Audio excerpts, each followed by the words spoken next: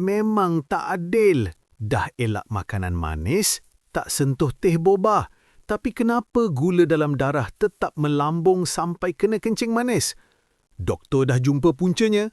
Pembunuh senyap itu adalah periuk lauk kicap atau braised food yang paling harum di meja makan anda.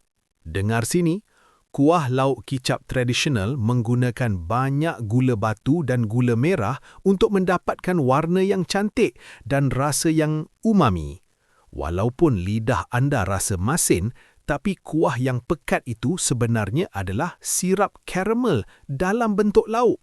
Yang paling bahaya ialah tabiat panaskan lauk semalam. Ramai yang masak satu periuk besar dan makan untuk 3 hari. Setiap kali dipanaskan, air akan menyejat dan kandungan gula menjadi semakin pekat. Daging itu bertindak macam span. Ia menyerap gula pekat tahap tinggi. Lebih ngeri daripada anda makan ketul-ketul gula secara terus. Nak makan lauk begini tanpa jatuh sakit? Ingat 2 pesanan ini. Jangan banjirkan nasi. Jangan sesekali tuang kuah pekat itu ke atas nasi anda. Habiskan segera.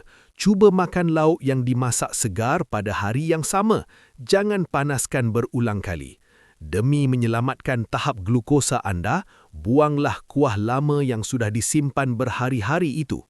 Jangan biarkan rasa masin menipu insulin anda. Periksa peti sejuk anda malam ini.